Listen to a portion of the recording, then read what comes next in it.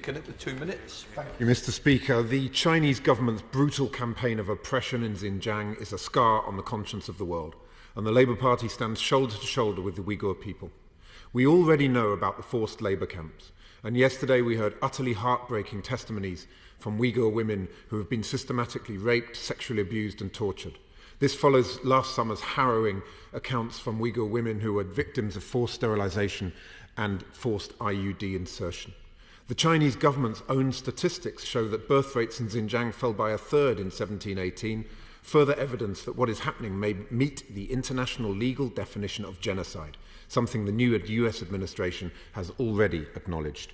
Last month, the Foreign Secretary rightly condemned the events in Xinjiang as barbarism we had hoped lost to another era. So surely the time for tangible action has now come. First, where on earth are the Magnitsky sanctions that we on these benches and members from across this House have been calling for since last June?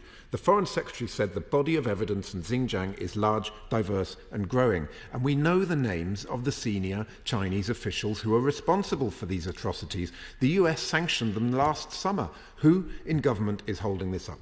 Second, 20% of the world's cotton comes from Xinjiang. We welcome the steps the government has taken to help UK business cease being complicit in forced labour, but they did not go far enough. Companies must be accountable, not simply transparent. Rather than tinkering around the edges of the Modern Slavery Act, will he commit to bringing forward legislation that moves us to a system of mandatory due diligence? And finally, next Tuesday, when the trade bill returns, this House has the chance to send a united message to the world that genocide can never be met with indifference, impunity or inaction. This should not be a partisan issue.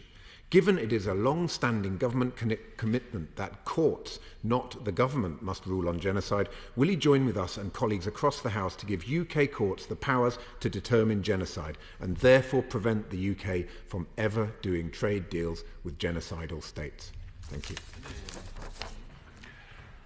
Thank you, Mr. Speaker, and thank the honourable gentleman for his questions. He raised a number of issues. Gentleman for his questions. He raised a number of issues. He mentioned the US announcement aside that's not linked to a court decision.